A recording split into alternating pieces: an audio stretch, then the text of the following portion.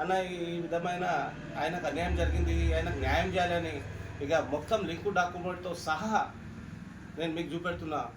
Link డాక్యుమెంట్తో సహా ఆయన లీగల్గా ఉన్నాడు, ఆయనే ఇల్లీగల్గా ఉన్నాడు. 2019లో కోర్టులో కేసు వేసినారు.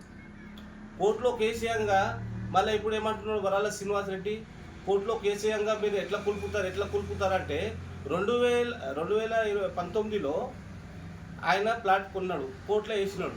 కోర్టులో వేయంగా మళ్ళీ మీరు 2022లో మీరు ఎట్లా రిజిస్ట్రేషన్ వేరేలోకి చేస్తారు, మళ్ళీ సేమ్ టైం 2025 సంవత్సరాల్లో మళ్ళీ ఇంకొకరికి చేసినారు రిజిస్ట్రేషన్. మళ్ళీ మీకు చట్టం మీద ఏదైనా మీకు అవగాహన ఉంటే మీరు అట్లా రిజిస్ట్రేషన్ చేయరాదు కదా.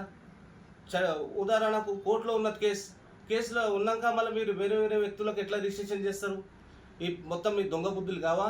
ఇది మొత్తం మీరు ఫోర్జరీ చేయడం కాదా? ఇంకోటి వరాల శ్రీనివాస్ నా ప్లాట్ అని అంటున్నాడు. నీ ప్లాట్ ఉంటే నీ డాక్యుమెంట్ తీసుకోరా. ఎందుకు అంతగానం దౌర్జన్యం చేస్తున్నావు? అంటే ఈ గిరిజనుడు వీడు ఒక ఎస్టీకి చెందిన మేము అగ్రవర్ణాలం మేము బ్రేక్ అయింది చేస్తామని నీకు ఒక ధైర్యం కదా. ఖబర్దాన్ ఇంకోసారి ఆయన ప్లాట్ జోలికి వస్తే మా ప్రతి 74 తాండాల నుంచి మంది వచ్చి నీ ఇంటికి తరిమి కొడతామని హెచ్చరిస్తున్నాం గోల్ బంజారా వెల్ఫేర్ అసోసియేషన్ తరఫున. నువ్వేమనుకుంటున్నావు? మా బంజారాల జోలికి వస్తే ఖబర్దాన్ అంటున్నా వరాల శ్రీనివాస్ రెడ్డి. నీ పొద్దుగాలవి నీకు మర్యాదగా పటేల్ అని మీకు మర్యాదగా మాట్లాడినాం. నీకు ఏమనేది ఒక విషయం అనేది నీకు నిన్న మీ కలిసి అన్న ఆ టీన్ షెడ్ వేసినావు అన్న, మర్యాదపూర్వకంగా ఆ టీన్ షెడ్ని తొలగి అన్న అని మేము చెప్పడం జరిగింది.